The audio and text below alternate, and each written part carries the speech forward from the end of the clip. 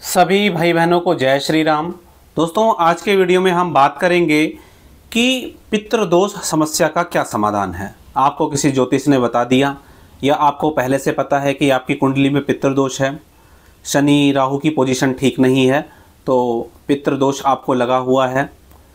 तो इस समस्या का समाधान आप किस प्रकार से कर सकते हैं, उसके उपायों के बारे में आज के वीडियो में बात करेंगे।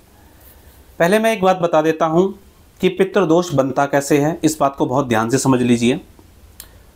पितृदोष ऐसा नहीं है कि आपके किसी पूर्वज ने कोई गलती की, उसकी सज़ा आपको भोगनी पड़ रही है। ऐसा बिल्कुल नहीं होता कि आपके पूर्वज कोई परस्त्री गमन करते थे, दारू पीते थे, या उनकी कुछ आदतें खराब थी, या उन्होंने ऐसी कुछ गलती करी जिसके कारण से आपके जो कुल खानदान में है पितरों का दोष चलता हुआ आ रहा है। किसी लड़की को घर से बाहर भगा दिया, किसी छोटी कन्या की भ्रूण हत्या कर दी, पेट में ही मार दिया या होने के बाद मार दिया। तो कुछ ये चीज़ें हैं जिनसे पितृदोष बनते हैं। आपका जो जन्म है उसी परिवार में होता है जिस प्रकार के आपके कर्म रहे होते हैं, यानी कि आपने भी इस तरह की गलतियां की हैं, इसी कारण से आपका जो जन्म है वो उस प्रकार के परिवार में हो रहा है। एक जो फैमिली ट्री का जन्म होता है, आपके माता पिता, भाई बहन, दादा दादी, नाना नानी, इनके कर्म ऐसे रहे होते हैं, उन कर्मों के कारण आपका जन्म उस प्रकार के परिवार में हो जाता है। ये होता है पितृदोष। और जो कुंडली है वो उसका एक रिफ्लेक्शन है कि राहु की पोजीशन यहाँ आ रही है, शनि की पोजीशन यहाँ आ रही है, या XYZ ग्रह का कॉम्बिनेशन बन रहा है। इस कारण से आपको समस्या हो रही है। इसकी डीप साइंस में जाएंगे तो कारण यही है कि आपका जो जन्म है वो उसी प्रकार के परिवार में हो रहा है। आशा करता हूँ ये पॉइंट आपको अच्छे से क्लियर हो गया होगा। चलिए, आपको अब पता चल गया कि मेरे को पितरों की समस्या है, तो मैं इसके लिए क्या उपाय कर सकता हूँ।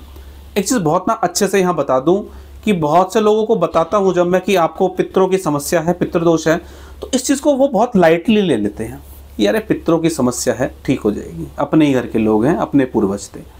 ये बात मैं बता दूँ, एक भूत प्रेत जिन्न जिन्नात, इनका इलाज करना संभव है क्योंकि वो आपके घर परिवार के नहीं हैं। लेकिन अगर आपका कोई पितृ प्रेत योनि में चला गया और आपका पितृ ही आपके घर परिवार के लोगों को किसी कारणवश परेशान कर रहा है या कर रही है, तो उसको हटाना बहुत मुश्किल होता है। क्यों? क्योंकि वो किसी उतारे से नहीं जाने वाली, वो किसी जाप से नहीं जाने वाली, क्योंकि वो आपके घर के हैं। वो किसी उतारे से नहीं हटेंगे जब तक आपके कर्म नहीं सुधरते। चलिए, आप उपायों की तरफ चलता हूँ, क्योंकि इस तरह की जानकारी मैं पिछले वीडियो में बहुत दे चुका हूं। उनको आप देख सकते हैं कि पितरों की आप मुक्ति कैसे कराएं, पितरों के तांत्रिक कनेक्शन आप कैसे काटें, पितरों को जापदान कैसे करें, घर के मंदिर में प्रेत कैसे आ जाते हैं। इस तरह की वीडियो आप मेरी देख सकते हैं जो पितरों से संबंधित है। तो अब ये पता चल गया कि पितृदोष है, तो क्या उपाय करने हैं वो मैं आपको बताता हूँ। आप बहुत ध्यान से सुनिए।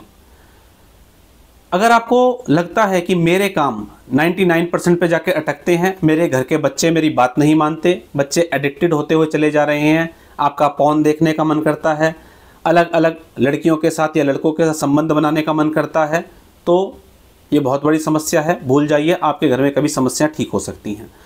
उपायों की तरफ मैं चल रहा हूँ।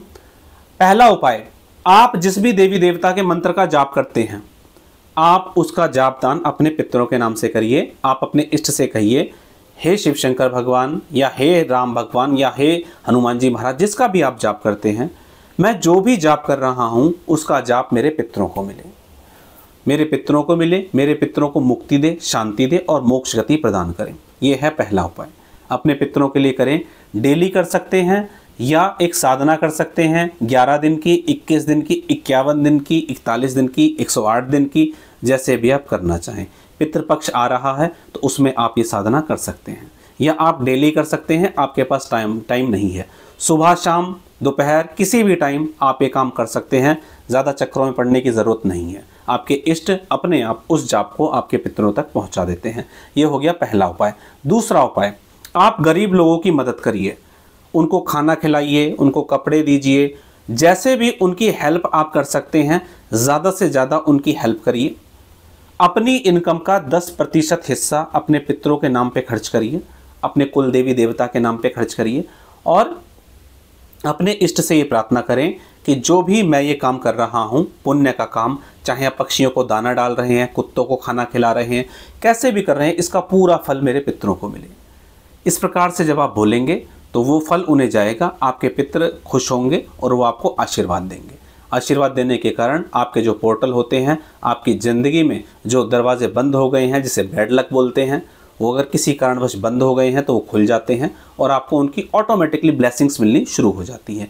पर इतना ध्यान रखें कि आप डायरेक्ट पितरों की पूजा ना करें, उनके नाम से कोई जोत ना जलाएं, उनको कोई भोग ना लगाएं, उनके नाम से कोई स्थान ना बनाएं।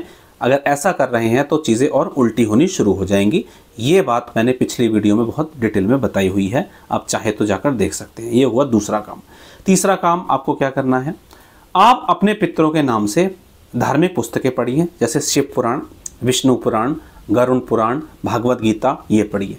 कुछ लोग मुझसे जब मैं उनको पढ़ने के लिए बोलता हूँ, वैसे मैं अधिकतर भाई बहनों को ये काम करने के लिए बोलता हूँ, तो वो मेरे से पूछते हैं कि इससे क्या होगा, इससे हो क्या जाएगा। तो मैं यहाँ चीज़ क्लियर कर दूँ कि पितृ क्योंकि आपके साथ हमेशा रहते हैं, आपके डीएनए में हमेशा आपके पितृ आते हैं, आपके पूर्वज होते हैं, वो आपके साथ 24 घंटे रहते हैं। तो जब आप मान लीजिए आपको ये नहीं पता कि एक आत्मा जब शरीर त्याग देती है तो वो कितने दिन इस पृथ्वी पर रहती है, सुना है बस आपने कि भाई 13 दिन रहती है और वगैरह वगैरह, आपको कंफर्म नहीं है, बिल्कुल कंफर्म नहीं है।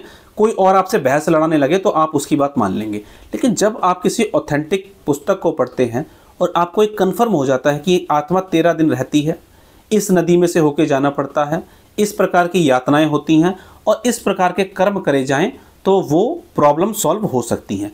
जैसे ही आपने वो चीज़ पढ़ी, आपके पितरों को तुरंत वो सटीक नॉलेज हो गई। जैसे ही उनको वो सटीक नॉलेज हुई, वो अपने डायमेंशन में आगे बढ़ने लगते हैं, उनको मुक्ति मिलने लगती है, शांति मिलती है और जो मोक्ष गति की तरफ वो यात्रा कर रहे हैं, वो यात्रा उनकी पूरी होने लगती है। इस चीज़ को बहुत ध्यान से सुनिए। तो जब आपको सटीक जानकारी होती है तो वो जानकारी आपके पितरों को होती है, जो उनका मार्गदर्शन करती है, और जैसे ही उनका मार्गदर्शन होगा आपके जीवन में फिर से पोर्टल खुलेंगे और आपको लाभ मिलना शुरू होगा।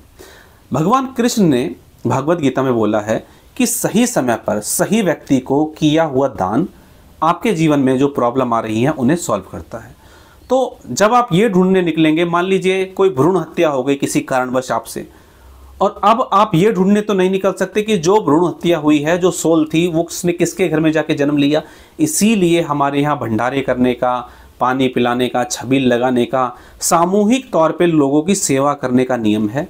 क्योंकि ऐसा जब आप अपने मन से करते हैं तो ब्रह्मांड में, यूनिवर्स में एक मैसेज जाता है कि ये व्यक्ति चलो दान पुण्य का काम करने के लिए अब अग्रसर है। तो ऑटोमेटिकली आपके पास एक ऐसी लेडीज आ जाएगी जिसने कंसीव किया होगा। ऑटोमेटिकली जब उसके पेट के अंदर वो अन्न जाता है या आप कुछ कपड़े दान करते हैं तो आपके जो कर्मों की साइकिल यहाँ बन गई थी वो सॉल्व होनी शुरू हो जाती है। इसीलिए अपनी इनकम का कुछ हिस्सा निकालकर हर महीने अमावस्या के दिन, पूर्णिमा के दिन, 15 दिन में एक बार, सप्ताह में एक बार आप दान पुण्य का काम ज़रूर करें। तो यहाँ मैंने ये 3 काम बताए जिनसे आप लाभ उठा सकते हैं और जो आपके पितरों की समस्या है उससे आपको समाधान मिल सकता है।